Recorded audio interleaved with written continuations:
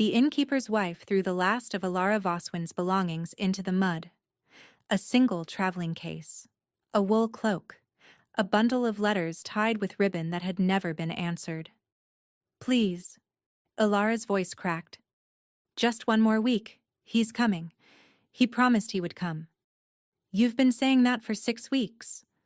The woman crossed her thick arms over her chest, blocking the doorway of the Crescent Moon Inn.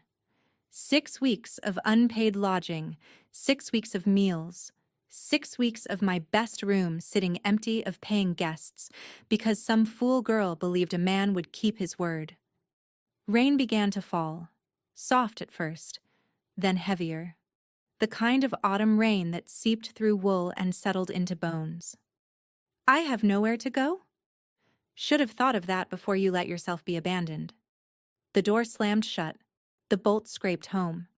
Alara stood in the courtyard, rain streaming down her face, and tried to remember how she had arrived at this moment. 6 weeks ago, she had been Alara Voswin of Millbrook House, the niece of Sir Osric Voswin. Not wealthy, but respectable. Not beautiful, but presentable. Not loved, but useful. Useful enough to sell. "Lord Hadrian Mercer has offered a generous settlement," her uncle had announced over breakfast, not bothering to look up from his newspaper. "The marriage will take place in 3 weeks. You'll travel ahead to meet him at his northern estate." "I've never heard of Lord Hadrian Mercer." "You don't need to hear of him. You need to marry him." Osric had finally raised his eyes, and Alara saw nothing in them but calculation. "He's wealthy, titled, and willing to overlook your lack of dowry in exchange for other considerations." "What considerations?" "None of your concern." She should have questioned more. She should have demanded answers. But Alara had spent 22 years learning that questions earned nothing but cold silence and colder treatment. Her parents had died when she was 7, leaving her to an uncle who saw her as a burden to be managed, then a commodity to be traded. So she had packed her single case. She had written letters to an address she'd been given, introducing herself to her future husband. She had traveled 3 days north to the Crescent Moon Inn, where Lord Hadrian Mercer was supposed to meet her. He never came. The first week, she told herself he was delayed. The second week, she told herself there must be an emergency. The third week, she wrote to her uncle. No response. The fourth week, she wrote again. Silence. The fifth week, her money ran out. The sixth week, she understood. No one was coming. No one had ever intended to come. She had been sold to a man who didn't exist. Or worse, to a man who had taken whatever settlement her uncle had negotiated and simply walked away. Now Alara knelt in the mud, gathering her scattered belongings with numb fingers. The letters she had written, the ones that had never been answered, were already soaked through. The ink was bleeding, words dissolving into nothing. Just like her. "There's a workhouse in Aldbury," the innkeeper's wife called through the window, 5 miles east. "They take women like you." Women like you. Discarded women, worthless women. Women foolish enough to believe promises made by men. Alara clutched her case to her chest and walked. She didn't know where she was going. The road stretched in both directions, empty and gray. The rain fell harder. Her boots, already worn thin, offered no protection against the cold water pooling in the ruts. 1 mile passed, then 2. Her legs began to shake. The chill had moved past her skin, past her muscles, into something deeper. She thought of the workhouse. She thought of what happened to women there, the labor, the degradation, the slow erasure of everything that made a person human. She thought of just stopping, sitting down beside the road and letting the rain take her. Would anyone notice? Would anyone care? The sound of hooves broke through the downpour. Alara turned, squinting through the rain. A black carriage was approaching, moving fast, pulled by 4 matched horses the color of midnight. It was the kind of carriage that belonged to someone powerful, someone who would never stop for a woman standing alone in the mud. But the carriage slowed. then stopped. The door opened and a man looked out. He was younger than she expected, perhaps 30, with dark hair, sharp cheekbones, and pale gray eyes that seemed to cut right through her. His clothes were impeccable. His expression was unreadable. "You're the woman from the inn," he said. It was not a question. Alara's heart lurched. "How do you know that?" "Because I've been looking for you." The stranger stepped down from the carriage, heedless of the rain soaking his expensive coat. "Get inside," he said. Ilara didn't move. "Who are you?" "Someone who can help you, or someone who can leave you here to die in the mud. Choose quickly. I'm not a patient man." Every instinct told her to refuse. She had trusted once already, trusted her uncle, and trusted the promise of a husband, and look where that had led her. But the alternative was the workhouse, or the road, or death. She climbed into the carriage. The interior was warm, lined with velvet the color of dark wine. A brazier glowed in the corner, filling the space with heat that made Alara's frozen fingers ache as feeling returned. She huddled on the seat, dripping rain onto cushions that probably cost more than everything she had ever owned. The man settled across from her, pulling the door shut. He rapped twice on the roof, and the carriage lurched forward. "My name is Lysander Ashcroft," he said, "Duke of Thornwood." A duke. She was sitting across from a duke, soaked and shivering and covered in mud. "Your Grace." The title came out rough, her throat raw from the cold. "Forgive my appearance, I don't care about your appearance." He cut her off, his gaze never leaving her face. "I care about how you came to be standing alone on a road in the middle of a rainstorm waiting for a husband who will never arrive." The words hit her like a slap. "You know about Lord Hadrian Mercer?" "I know everything about Lord Hadrian Mercer." A shadow crossed his features, including the fact that he's not a lord, he's not wealthy, and the estate he promised you doesn't exist. The carriage seemed to tilt. "That's not possible. My uncle arranged everything. There were documents, contracts." "Forged. Mercer is a confidence man who specializes in desperate families with unmarried women. Your uncle paid him a settlement to take you off his hands. Mercer kept the money and vanished, leaving you stranded with no resources and no recourse." Alara pressed a hand to her stomach, fighting the urge to be sick. "This has happened before?" "At least 6 times that I know of. Possibly more." "Why do you know this? Why were you looking for me?" Lysander was quiet for a long moment. The rain drummed against the carriage roof. Outside, the world blurred past in shades of gray. "Because one of his victims was my cousin," he said finally. "She was 17 years old. Her family was impoverished but proud. When Mercer offered marriage, they thought she'd been saved." His jaw tightened. 6 months after he abandoned her, she walked into the river behind her family's house and didn't walk out. Alara closed her eyes. "I'm sorry." "Don't be sorry. Be useful." The coldness in his voice made her flinch. "I've spent 2 years tracking Mercer's victims, building a case, gathering evidence. But I've never found one before she disappeared, before she was destroyed. Until you. What do you want from me?" The Duke leaned forward, his presence filling the carriage like smoke. "I want to find Hadrian Mercer. I want to expose every crime he's committed. I want to destroy him so completely that his name becomes a warning whispered to every fortune hunter in England." He paused. "And you're going to help me do it. How?" "You'll stay in my house until your husband comes."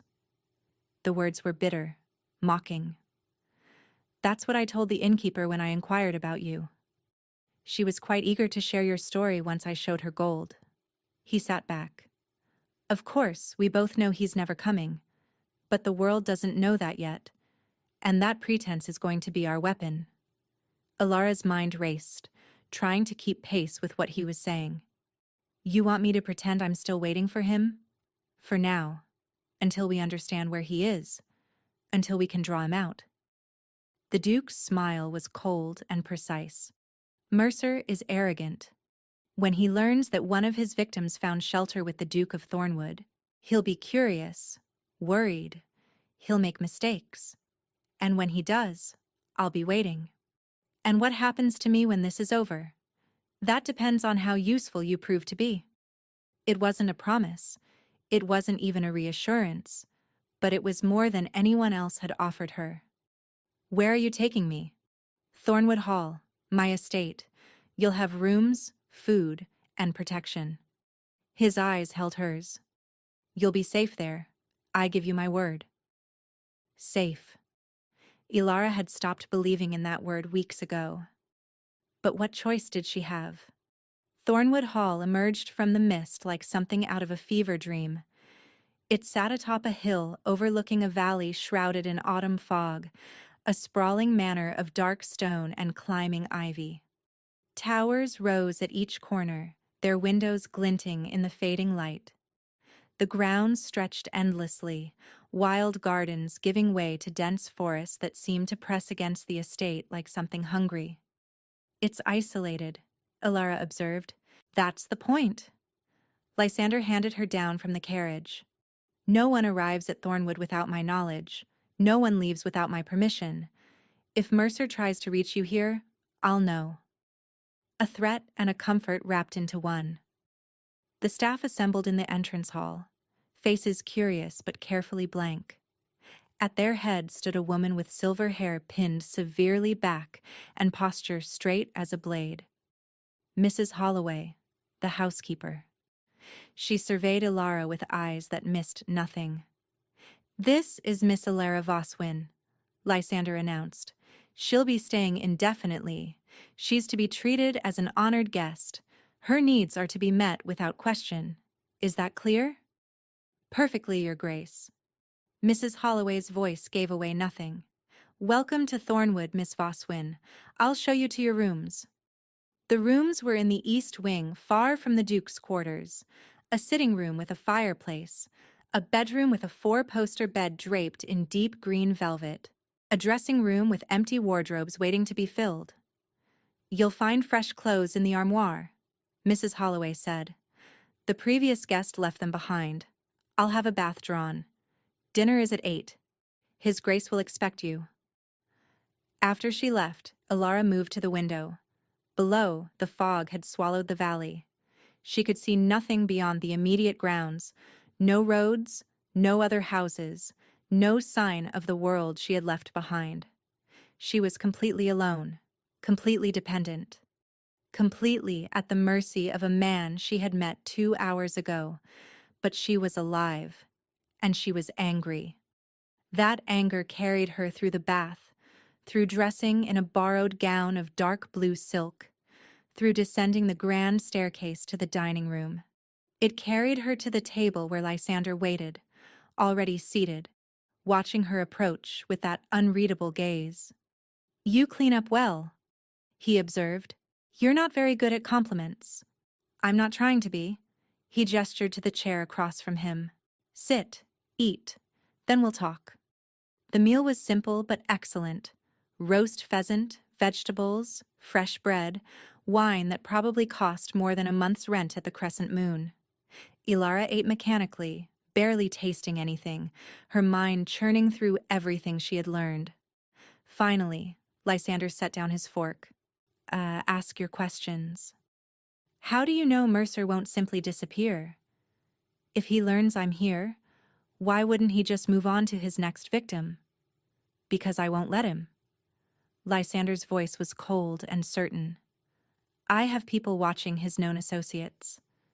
The moment he surfaces, I'll know. And more importantly, I have something he wants. What? You. Ilara's blood chilled. You're using me as bait. I'm using you as a lure. There's a difference. He leaned forward. Mercer is careful. He's avoided justice for years because he never leaves witnesses who can identify him. The women he discards are too ashamed to speak, too broken to fight. But you're not broken, Miss Voswin. I saw it in the road when you refused to collapse. I see it now in the way you're looking at me like you want to throw your wine in my face. She did want to. Very much. What makes you think I won't simply walk out of here? Take my chances on my own? You're welcome to try, but consider, you have no money, no family willing to help you, and no reputation left to protect. The world has decided you're a ruined woman, abandoned by a husband who never existed. You can spend the rest of your life trying to outrun that shadow. He paused. Or you can help me destroy the man who ruined you. Your choice. Alara stared at him. This cold, calculating duke who had pulled her from the mud and offered her shelter wrapped in strategy. If I do this, she said slowly, I want more than just safety. I want my name cleared. I want the world to know I was a victim, not a fool. That can be arranged. And I want to be part of it. Not just bait. Not just a lure sitting in your pretty cage waiting for the trap to spring. I want to help bring him down. His jaw tightened almost imperceptibly. Surprise? Respect? Both? You're negotiating terms while wearing borrowed clothes in a house where you're entirely dependent on my goodwill. His voice was soft. Most women in your position would simply be grateful. Gratitude hasn't served me well, neither has trust. I'd rather have a partnership. The silence stretched between them. The fire crackled. Outside, wind rattled the windows. Then Lysander smiled. It was small, cold, but real. Very well, Miss Voswin. A partnership. He extended his hand across the table. You help me find Hadrian Mercer. You help me gather evidence that will see him hanged or transported. In return, I'll clear your name, establish you with a respectable position, and ensure you never have to depend on the mercy of men like your uncle again. Alara looked at his hand. Strong, scarred across the knuckles, belonging to a man who had just offered to make her a weapon in his war for justice. She had been sold by her uncle, abandoned by a phantom husband, cast out into the rain to die. Now she was being offered a chance to fight back. She took his hand. We have an agreement. His grip was firm, warm, and certain. Welcome to Thornwood, Miss Voswin. Rest well tonight. Tomorrow, your education begins. He released her hand and stood, walking toward the door. Your Grace, she called after him. He paused, looking back. What happens if Mercer doesn't take the bait? What happens if he never comes? Lysander's expression shifted, something almost vulnerable beneath the controlled surface. Then I'll find another way. I've been hunting him for 2 years. I won't stop until he pays for what he did. To my cousin. To you. To every woman he's destroyed. He opened the door. Get some sleep. You're going to need it. Then he was gone, leaving Alara alone with the fire and the weight of the choice she had just made. She walked to the window, staring out at the darkness beyond the glass. 6 weeks ago, she had been a naive girl who believed promises and trusted family. Now she was something else. A survivor. A witness. A weapon.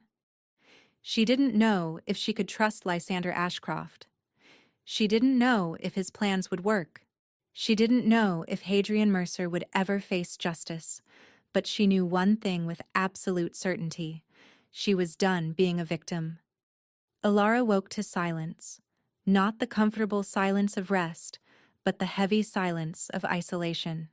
No street noise, no voices from neighboring rooms, no reminder that the world beyond these walls existed at all. She dressed in another borrowed gown, this one the color of autumn leaves, and found her way downstairs. The manor seemed even larger in daylight, corridors branching in every direction, portraits of stern-faced ancestors watching her pass with painted disapproval. Mrs. Holloway intercepted her at the base of the main staircase. His Grace is in the West Wing. He's asked not to be disturbed before noon. The housekeeper's tone was polite but firm. Breakfast has been laid in the morning room. I'll show you. Does he always keep such late hours? His Grace keeps whatever hours his work requires. And what work is that? Mrs. Holloway paused, her expression unreadable. I think that's a question for His Grace, Miss Voswin. The morning room was small and bright, windows overlooking a garden gone wild with neglect. Ilara ate alone, listening to the tick of the mantel clock and the distant sound of servants moving through the house. After breakfast, she explored. The library first. 2 stories of books, floor to ceiling, with a rolling ladder and deep leather chairs positioned near the fireplace. She ran her fingers along the spines, finding volumes on law, history, philosophy, and, curiously, a shelf dedicated entirely to criminal proceedings. The music room next, where a pianoforte sat beneath a dust cover, untouched for years. Then a conservatory filled with dead plants. Then a gallery of paintings, most depicting hunts or battles, violence made beautiful through oil and canvas. Finally, she found a door that wouldn't open. Locked. In a house where she was supposedly an honored guest. That room is private. Ilara spun. Lysander stood at the end of the corridor, dressed in black, his face shadowed by the dim light. You said I had the run of the house. I said you'd be treated as a guest. Guests don't enter private studies. He walked toward her, each step deliberate. That room contains 2 years of investigation into Hadrian Mercer. Documents, testimonies, financial records, everything I've gathered. Then why can't I see it? Because you haven't earned that trust yet. The words stung more than they should have. I agreed to help you, Ilara said quietly. I shook your hand. I gave you my word. Words are easy. Actions take longer. Lysander stopped in front of her, close enough that she could see the faint circles beneath his eyes. Prove yourself, Miss Voswin. Then we'll talk about what's behind locked doors. He walked past her without another word, disappearing around the corner. Ilara stared at the locked door for a long moment. Then she went to find Mrs. Holloway. Tell me about his cousin. Mrs. Holloway's hands stilled over the linen she was folding. They were in the upstairs sitting room, where Ilara had been summoned to discuss household matters, which seemed to mean learning Thornwood's rhythms and rules. Miss Cecily. The housekeeper's voice softened. She was bright, curious, too trusting for her own good. What happened to her? The Duke mentioned she walked into a river, but he didn't explain why. Because it's not my story to tell. Mrs. Holloway resumed folding. But I'll say this. Cecily believed in goodness. She believed people were kind at heart. When that man convinced her family he wanted to marry her, she was overjoyed. When he vanished with their money and left her stranded in a strange town with nothing but shame and whispers. She shook her head. Some hearts can't survive that kind of breaking. And the Duke blames himself? His Grace blames himself for everything. It's his way. Mrs. Holloway looked at Ilara directly. He searched for her, you know, the moment he learned she'd been abandoned. But by the time he found where she'd gone, she was already in the ground. Ilara thought of Lysander's cold demeanor, his controlled voice, the way he moved through this enormous house like a man haunted by ghosts. He won't let that happen again, she said softly. No, he won't. Mrs. Holloway set down the last linen, which is why he brought you here. You're his second chance, Miss Voswin. Don't waste it. That afternoon, Lysander summoned her to the locked study. The room was smaller than she expected, every surface covered with papers, maps, and documents. A large board dominated one wall, covered with names and dates and lines of red string connecting them like a spider's web. 6 women that I know of, Lysander said, gesturing to the board. Possibly more. Mercer changes his name, his appearance, his story. But his method is always the same. Find a desperate family, offer marriage, take whatever money they have, disappear. Ilara studied the names. Charlotte Pemberton, Anne Whitfield, Mary Calloway, Helena Storebridge, Dorothea Wynne, Cecily Ashcroft. And now, at the bottom, freshly written, Ilara Voswin. What happened to the others? Charlotte entered a workhouse. She died of fever within the year. Anne's family disowned her. Last I heard, she was working in a factory in Manchester. Mary managed to return home, but she's considered ruined. No prospects, no future. Helena disappeared entirely. Dorothea took her own life, like Cecily. His voice hardened. And Cecily, you already know. They all just accepted it? None of them fought back? How do you fight a ghost? Lysander turned to face her. Mercer leaves no trail. He uses false names, false documents. By the time his victims realize they've been deceived, he's already moved on to the next mark. The shame keeps them silent. The isolation keeps them weak.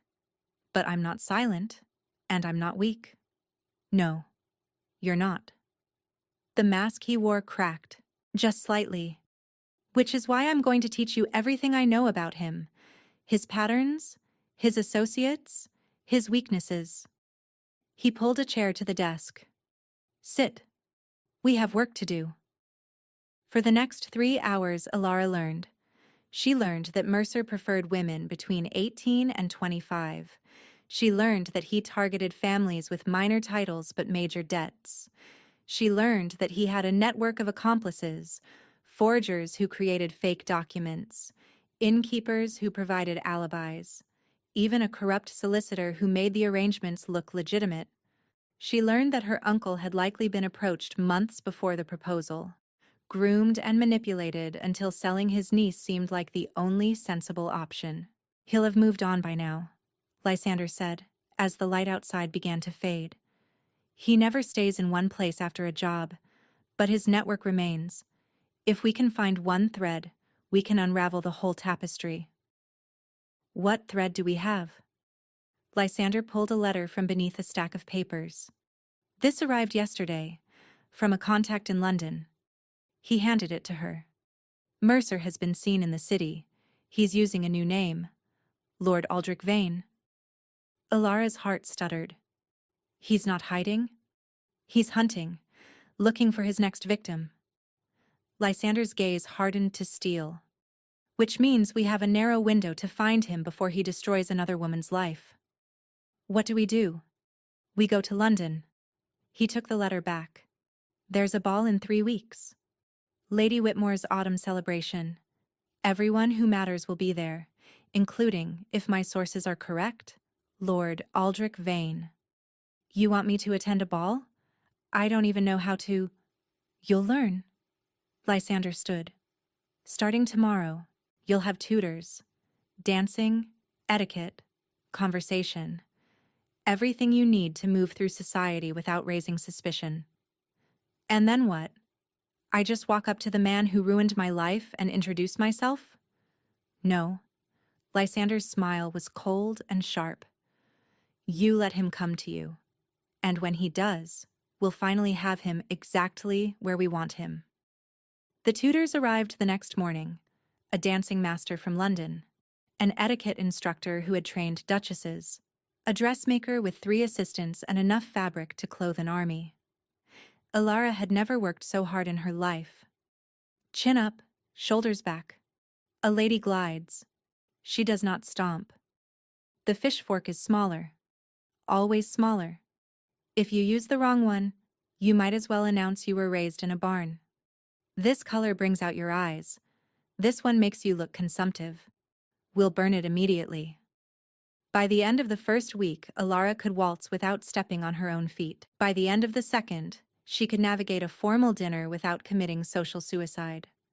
By the end of the third, she could make polite conversation about absolutely nothing for hours at a time. But the hardest lessons came from Lysander himself. Every evening after the tutors departed, they would meet in his study.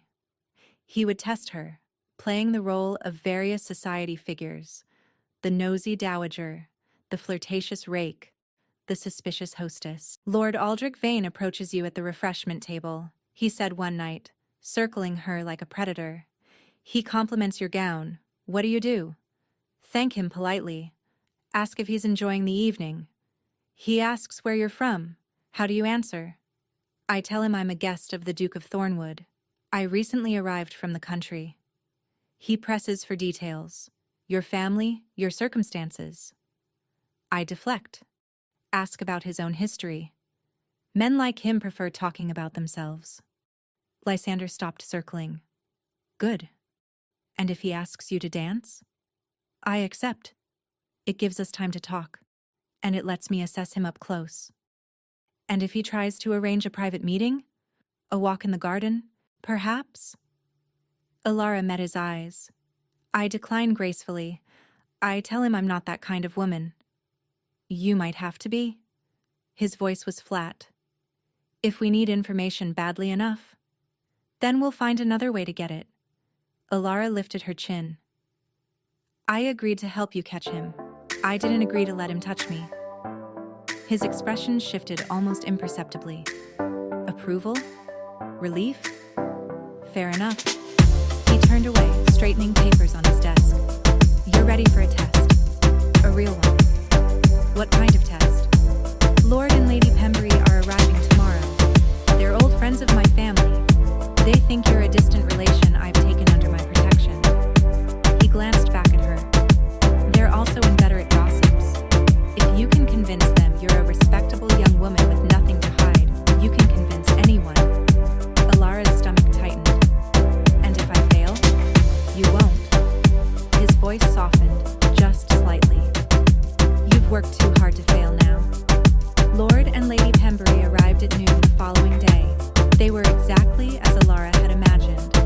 Older, wealthy, dressed in the finest fashions, with sharp eyes that missed nothing, and sharper tongues that spared no one. So this is the mysterious house guest, Lady Pembury said, examining Alara like a horse at auction. Thornwood has been very secretive about you, my dear. People are beginning to talk. Let them talk. Alara smiled graciously. I find that gossip says more about those who spread it than those it concerns. Lord Pembury chuckled. She has spirit, Thornwood. Wherever did you find her? She found me, actually. Lysander's tone was casual, but Alara saw the tension in his shoulders. Her family and mine have connections going back generations. When she found herself in need of assistance, naturally I offered what I could. Naturally. Lady Pembury's eyes narrowed. And what sort of assistance does a young woman require from an unmarried duke? The question was a trap. Alara could feel it. The kind that comes with no expectations and no conditions, she said calmly. His grace has been nothing but honorable. I'm grateful for his protection during a difficult time. Difficult how? A family matter. I'd rather not discuss it. Alara let her voice tremble, just slightly. Suffice to say, I learned that not everyone who promises to care for you can be trusted. Lady Pembury's expression shifted. The suspicion gave way to something softer. Men can be terrible creatures, she said quietly, even the ones who seem respectable. Especially those. Alara met the older woman's eyes, which is why I'm so fortunate to have found genuine kindness in his grace. The rest of the visit passed smoothly. Alara navigated conversation, deflected intrusive questions, and performed the role of respectable young woman with a mysterious past. By the time the Pemburys departed, Lady Pembury had kissed her cheek and promised to introduce her to the right people in London. After their carriage disappeared down the drive, Lysander found Alara in the drawing room. You did well, he said. Lady Pembury believed me? Lady Pembury adores you. By tomorrow, she'll have told half of London about the charming young woman staying at Thornwood Hall. He paused. Which means Mercer will hear about you soon, if he hasn't already. The weight of that settled over Alara like a shroud. Good. She stood, smoothing her skirts. Let him hear. Let him wonder. You're not afraid? I'm terrified. She looked at Lysander directly. But I've learned that fear and courage can exist in the same breath. You taught me that. His gaze softened for a fraction of a second. Get some rest, he said quietly. We leave for London in 3 days. But before we go, there's something we need to discuss. What? Lysander hesitated, which was unlike him. Your protection in London will require more than my word. Society has rules about unmarried women living under the roof of unmarried men. If we're to move freely, if we're to make Mercer believe you're untouchable. He met her eyes. We should marry. A legal arrangement. Nothing more. Alara's breath caught. You want to marry me? I want to protect you. Marriage is the most effective way to do that. His voice was matter of fact, but she saw something else beneath the surface. As my wife, you become the Duchess of Thornwood. No one can question your presence. No one can touch you without going through me. And what do you get? A partner. A witness who can testify against Mercer without being dismissed as a ruined woman seeking attention. He stepped closer. This changes nothing between us. Separate rooms, separate lives, a strategic alliance, nothing more. Alara thought of the women on his board, the ones who had been destroyed because they had no protection, no status, no one to stand beside them. Very well, she said quietly. I'll marry you. The ceremony will be tomorrow. Small, private, just the vicar and 2 witnesses. Lysander extended his hand. Do we have an agreement? She took it. We have an agreement. London swallowed them whole. The city was chaos made manifest. Carriages jostling for position on crowded streets, vendors shouting their wares, soot-stained buildings rising like crooked teeth against a gray sky. After weeks in the isolation of Thornwood Hall, the noise was almost unbearable. Lysander's townhouse on Belgrave Square was smaller than the country estate, but no less imposing. 4 stories of white stone, with black iron railings and windows that reflected the pale autumn light like blind eyes. You'll stay in the guest quarters on the 3rd floor, Lysander said, as servants unloaded their trunks. The ball is in 2 days. Until then, we prepare. Prepare how? I have informants throughout the city. Tonight, I'll meet with them, confirm Mercer's movements, and identify his current targets. His jaw tightened. You'll stay here. Rest. Review everything we've discussed. You're leaving me alone?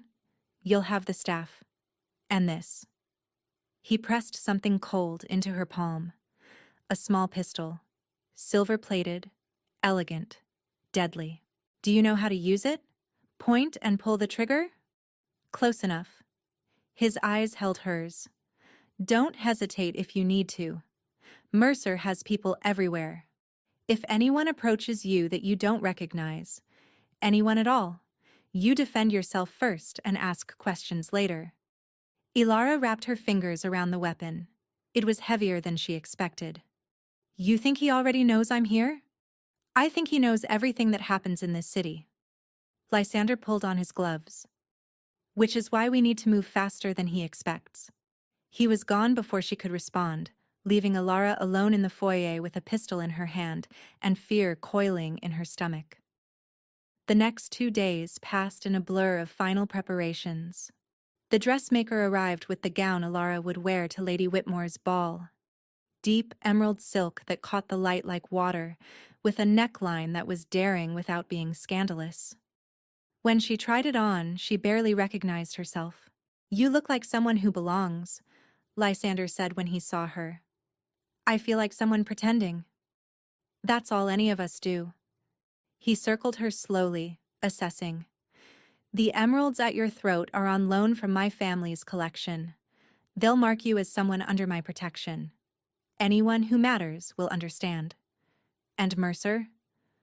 We'll see a woman he thought he destroyed, standing in the most exclusive ballroom in London, wearing a fortune around her neck. Lysander's smile was cold.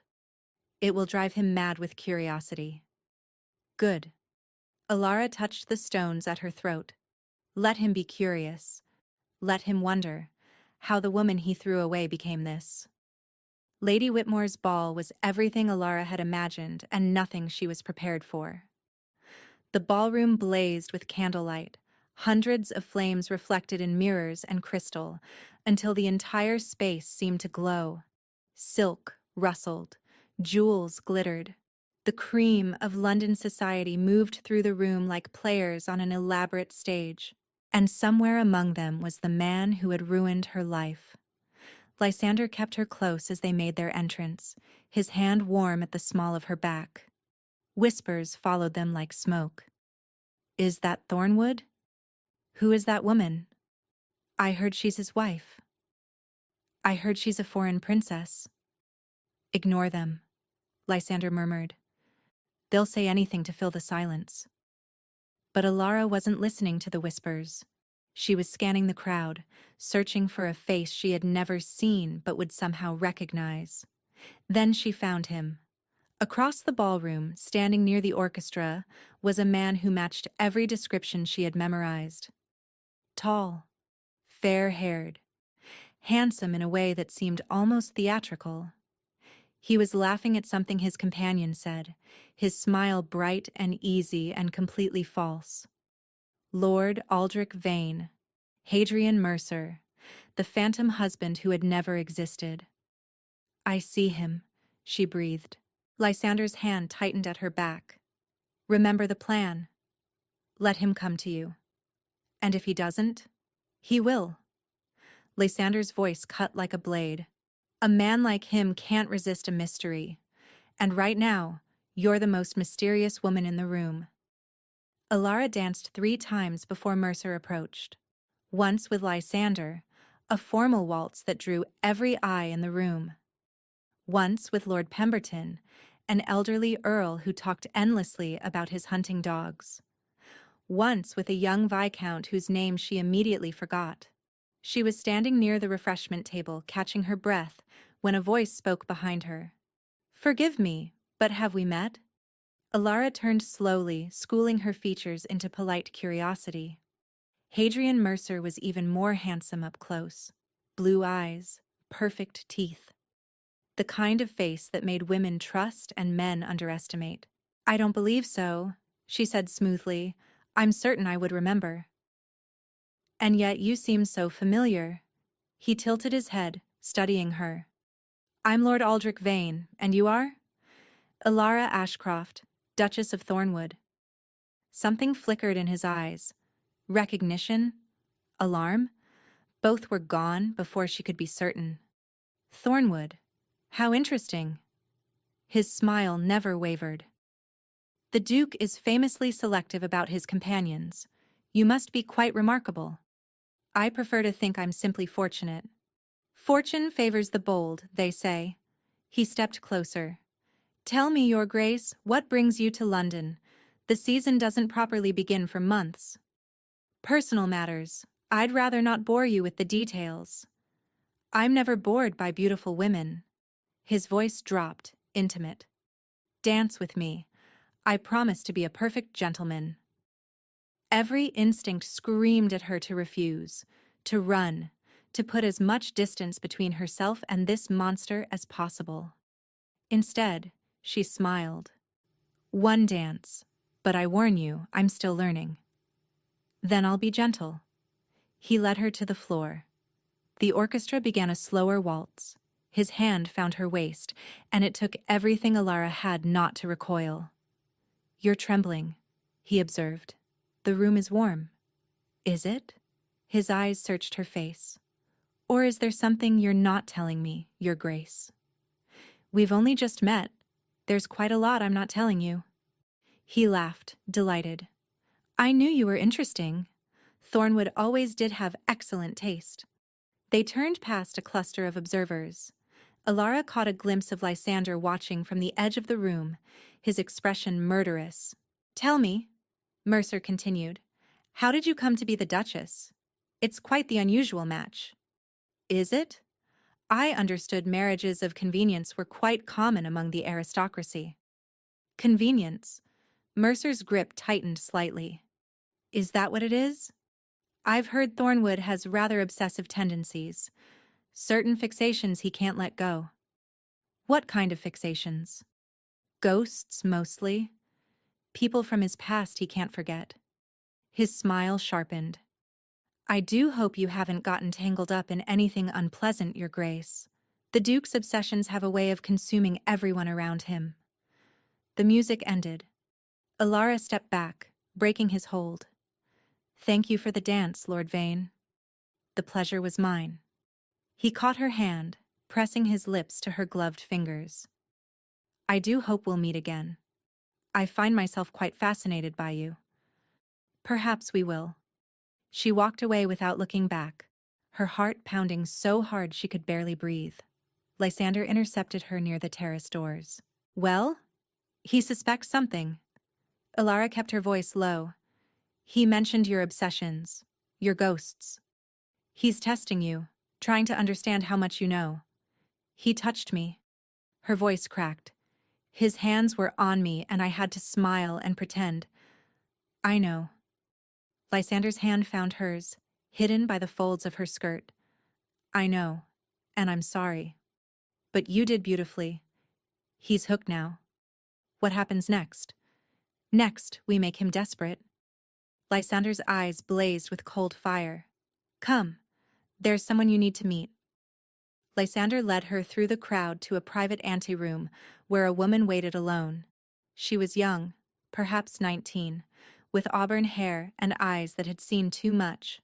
Her gown was fine but worn, her posture rigid with barely contained terror. Your Grace, this is Miss Catherine Hale. Lysander closed the door.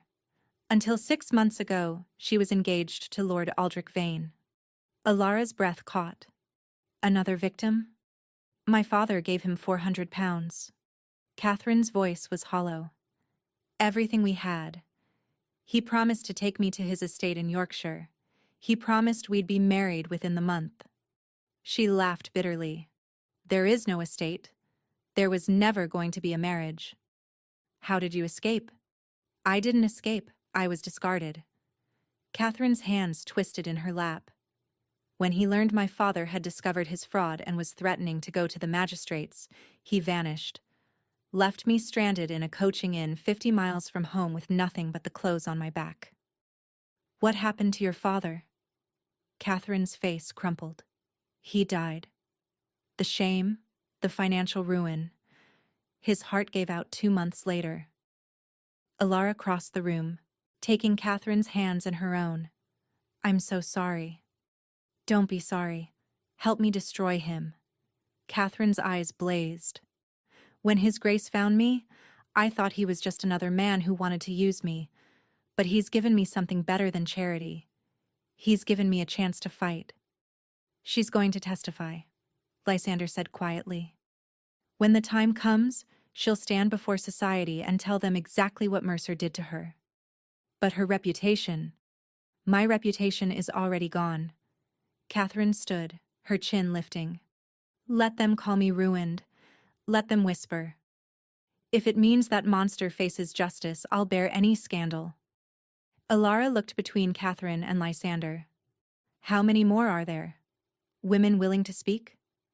3, as of yesterday. I've been gathering them for months. Lysander's voice was grim. But testimony isn't enough. We need proof. Documents, financial records, something that shows the pattern of fraud beyond any doubt. Mercer keeps records. Catherine said. He's meticulous about it. I saw him writing in a ledger once, documenting every payment, every mark, and every scheme. Where does he keep it? I don't know, but I know someone who might. 2 hours later, Alara found herself in a part of London she had never imagined existed. The streets were narrow and dark, lined with crumbling buildings and shadows that moved. Lysander had insisted on accompanying her, his hand never far from the weapon concealed beneath his coat. This is madness, she whispered. This is necessity. He guided her toward a tavern with no sign, just a faded red door. The woman we're meeting is a forger. She created documents for Mercer for years. Catherine knew her name. Why would she help us? Because Mercer stopped paying her 3 months ago, and because I'm offering her enough gold to disappear to the continent. He paused at the door. Stay close. Don't speak unless I tell you to. The tavern's interior was thick with smoke and the smell of cheap ale. Lysander led her to a back room where a woman waited in the shadows. She was older than Alara expected, with gray-streaked hair and clever eyes that darted between them like a bird's. You're Thornwood, the woman said. I've heard of you.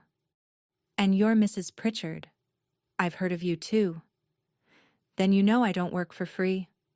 She held out her hand, palm up. Lysander dropped a heavy purse into it. Half now. Half when you give me what I need. Mrs. Pritchard weighed the purse, then nodded. What do you want to know? Mercer's ledger, the one where he keeps his records. He has a solicitor, Cornelius Black, office on Threadneedle Street. Mrs. Pritchard smiled, showing yellowed teeth. Mercer doesn't trust anyone, but he trusts Black less than most, so he keeps the ledger there, locked in a safe, where Black can't access it without him present. How do we get to it? You don't. That safe is impenetrable. Mrs. Pritchard leaned forward. But there's a copy. Mercer's not stupid. He knows Blackie might betray him someday, so he keeps a duplicate somewhere else. Somewhere personal. Where? His current lodgings. A townhouse on Curzon Street. Mrs.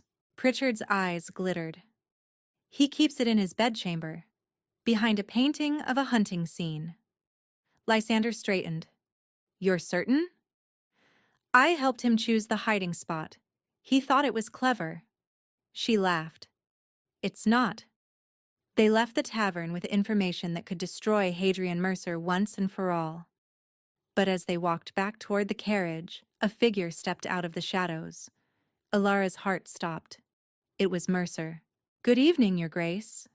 His smile was razor-sharp. Or should I call you Miss Voswin? After all, that was your name when we were engaged. Lysander moved between them instantly. Stay away from her. Or what? You'll challenge me to a duel? Mercer laughed. Please. I know exactly what you're doing, Thornwood. Gathering your little army of ruined women, searching for evidence that doesn't exist. He stepped closer. But here's what you don't understand. I've been doing this for 10 years. I've destroyed men more powerful than you. Then why do you look so frightened? Tension rippled across Mercer's handsome features. I'm not frightened. I'm amused. You should be frightened. Alara stepped forward, her voice steady despite her terror. Because I'm not one of your broken victims who'll stay silent out of shame. I'm going to stand in front of everyone who matters and tell them exactly what you are. And who would believe you? A nobody who was foolish enough to trust a stranger. They'll believe me. She lifted her chin. Because I'm not alone anymore. Mercer's smile faded. For the first time, Alara saw the predator beneath the charm, cold and calculating and dangerous. You have no idea what you've started, he said softly. But you will? He vanished into the darkness as quickly as he had appeared. Lysander grabbed Alara's arm. We need to leave. Now. He knows. He knows everything. Which means we're out of time. Lysander's gaze burned with intensity. We get that ledger tonight, before he can destroy it. The townhouse on Curzon Street was dark when they arrived. Lysander had assembled a small team, 2 former soldiers who owed him their lives, a locksmith who asked no questions, and Catherine Hale, who refused to be left behind. Mercer left for his club an hour ago, one of the soldiers reported. He won't return until dawn. Then we have until dawn to find that ledger. Lysander turned to Alara. You don't have to do this. You can wait in the carriage. I've come this far. I'm not stopping now. The locksmith made quick work of the servants' entrance. They slipped inside, moving through darkened corridors by candlelight. Mercer's bedchamber was on the 2nd floor. Exactly as Mrs. Pritchard had described, a hunting scene hung above the fireplace. Behind it, a small safe was set into the wall. The locksmith knelt, working his tools with practiced efficiency. "Someone's coming!" one of the soldiers hissed from the doorway. They barely had time to hide before the door swung open. A servant entered, carrying fresh linens. She moved about the room, unaware of the intruders concealed in the shadows. Minutes stretched into eternity before she finally departed. "Clear," the soldier whispered. The locksmith returned to his work. A soft click, and the safe swung open. Inside was a leather-bound ledger, thick with entries. Lysander opened it, scanning the pages. "It's all here," he breathed. "Every victim, every payment, every false identity he's ever used." He looked at Alara. "We have him." 3 days later, Lady Whitmore hosted another gathering, a garden party this time, attended by the same elite crowd who had witnessed Alara's debut. But this time, Alara wasn't there to dance. She was there to destroy. Lysander had arranged everything. The magistrate was present, along with Lord Chief Justice Hartwell, 3 members of Parliament, and a carefully selected audience of the most influential gossips in London. Mercer arrived late, still confident, still smiling. He had no idea what was waiting for him. "Ladies and gentlemen," Lysander's voice cut through the conversation. "Thank you for attending today. I have an announcement that concerns everyone here." The crowd fell silent. For the past decade, a man has moved through our society, a man who presents himself as a lord, a gentleman, a suitable match for our daughters and sisters. Lysander's eyes found Mercer in the crowd. "That man is a fraud, a thief, and a destroyer of innocent women." Murmurs rippled through the gathering. "That's quite an accusation," Lord Pemberton said. "Do you have proof?" "I have more than proof." Lysander gestured, and Catherine Hale stepped forward. "I have witnesses." Catherine's voice trembled, but she did not falter. She told her story, every painful detail from the false courtship to the stolen money to her father's death. When she finished, tears streamed down her face, but her eyes were fire. 2 more women followed, then a third. Each one had been deceived by the same man. Each one had been destroyed. Each one had found the courage to speak. By the time they finished, the crowd was in uproar. "This is absurd," Mercer sputtered. "These women are lying. They're being paid to—" "Are they?" Lysander held up the ledger. "Because I have documentation. In your own handwriting. Every victim. Every scheme. Every payment." He opened the ledger, reading aloud. Names, dates, amounts. The systematic destruction of half a dozen families, laid bare for all to hear. "This proves nothing," Mercer insisted, but his face had gone white. "That ledger was stolen. It's fabricated." "Then perhaps this will convince you." A new voice spoke from the edge of the crowd. Everyone turned. Sir Osric Voswyn, Alara's uncle, stood there with 2 magistrates at his side. He looked older than she remembered, diminished somehow. "I was approached by this man 2 years ago," Osric said, his voice shaking. "He offered to take my niece off my hands in exchange for a settlement. I agreed because I was desperate, because I was a coward." He looked at Alara, and for the first time she saw shame in his eyes. "I knew something was wrong. I knew he was too eager, too smooth. But I didn't care. I just wanted the burden gone." "Uncle, let me finish." Osric pulled papers from his coat. "After I learned what happened to Alara, after I learned she'd been left to die, I started investigating. I found other families he'd approached. I found the solicitor who helped him forge documents." He handed the papers to the magistrate. "It's all there. Everything you need to prosecute him." The magistrate examined the documents, then nodded to his officers.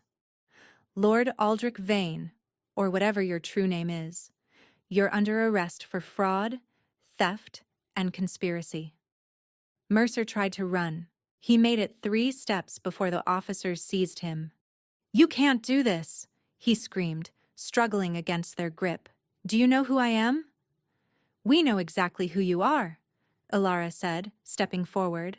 "You're the man who threw women away like garbage. You're the man who thought shame would keep us silent." She smiled, cold and triumphant. "You were wrong." As they dragged Mercer away, the crowd erupted. Some were outraged. Some were sympathetic. All were talking. But Ilara heard none of it. She was looking at Lysander, who was looking at her with something in his eyes she had never seen before. Pride, relief, and something deeper. Something that made her heart ache. "We did it," she whispered. "You did it." He took her hands in his. "Every step of the way, you chose courage over safety, truth over silence. I just provided the resources." "You provided more than that."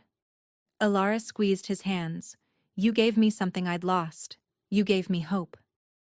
That night, Ilara found Lysander in the library of his townhouse. He stood at the window, staring out at the London street below. The fire had burned low, casting long shadows across the room.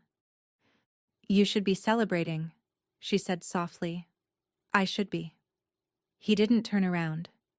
"Mercer is in custody. The evidence is overwhelming. He'll hang or be transported, either way. He'll never hurt anyone again." "Then why do you look like a man carrying the weight of the world?" Finally he turned, and Ilara saw something she had never seen before. Tears, because it doesn't bring her back. His voice broke. "Cecily is still gone. All those years of hunting him, all that planning and scheming, and she's still dead." Ilara crossed the room until she stood close enough to touch him. "No, it doesn't bring her back, but it honors her memory. It protects the women who might have been next." She reached up, touching his face. "That matters, Lysander. That matters more than you know. When did you start calling me by my name?" "When I stopped being afraid of you." Something in him seemed to release. The walls he kept around himself cracked, then crumbled.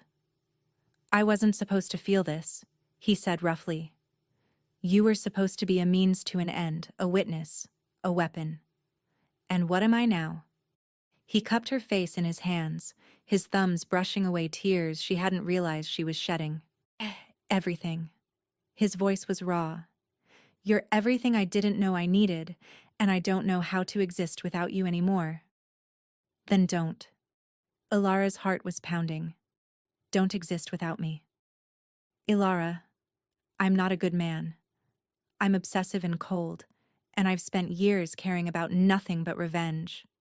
I don't need a good man." She gripped his coat, pulling him closer.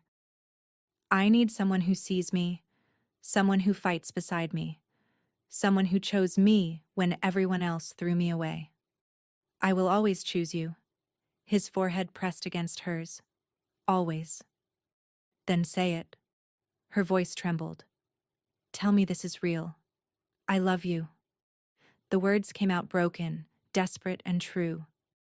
"I love you, and I'm terrified, and I don't deserve you. But I can't pretend anymore." Ilara kissed him. It wasn't gentle.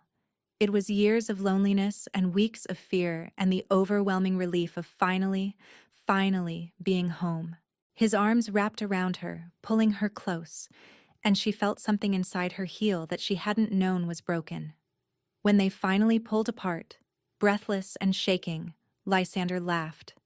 It was a real laugh, warm and surprised and utterly human.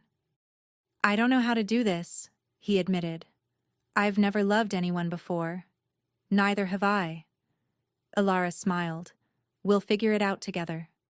6 months later, Ilara stood in the garden at Thornwood Hall, watching spring sunlight dance across the newly planted flowers. The manor had changed. Windows that had been shuttered for years stood open. The conservatory bloomed with life.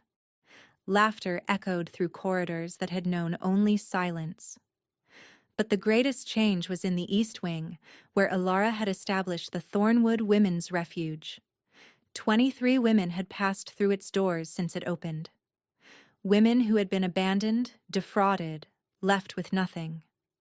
Women who had been told their shame made them worthless. Each one found shelter, training, and a path to a new life. Catherine Hale ran the day-to-day operations, her experience transforming into purpose. 3 of Mercer's other victims had joined the staff, turning their pain into power. "You're staring again."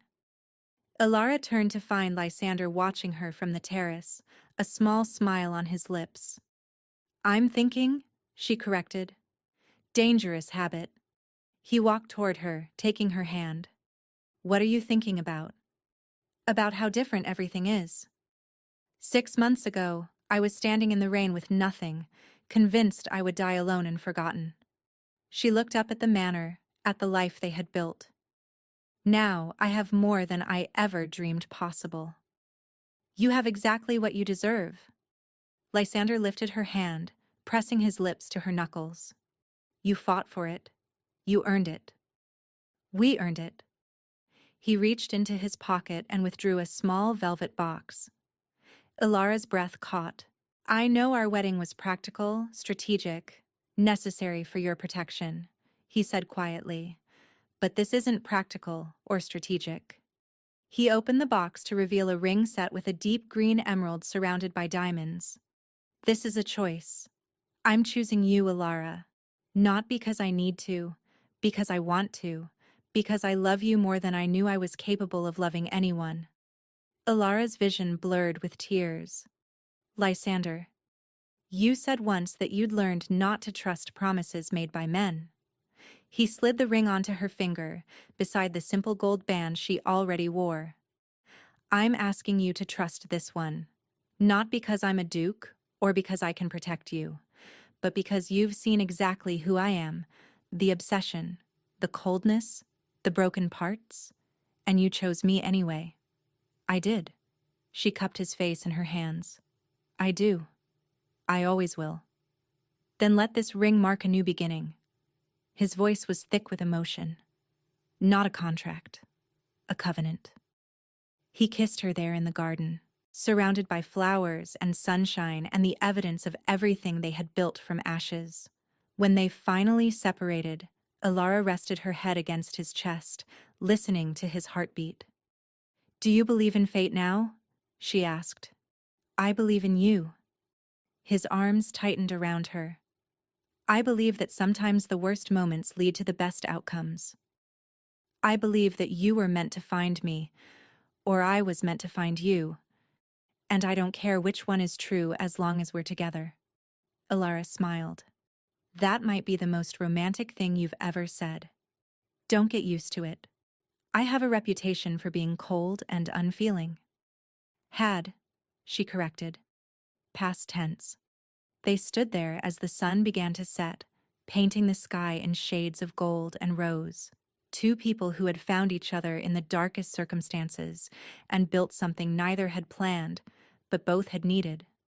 Ilara had been abandoned once, left in the cold to die, told she was worthless, forgotten. But Lysander had found her. He had chosen her. He had loved her when she had stopped believing love existed. And together, they had proven that even the coldest beginnings could lead to the warmest futures, if you were brave enough to fight for them. Thank you for staying with us until the very end. If this story touched something in you, the fight for justice, the power of being chosen, the strength it takes to survive, I hope you'll share it with someone who needs to hear it. Drop a comment telling us your favorite moment and where you are listening from. If you're ready for another story where love conquers the impossible, subscribe and ring that bell so you never miss the next chapter. You're the reason these stories exist. Thank you for being here, for listening, for believing that even in the coldest moments, love can find a way.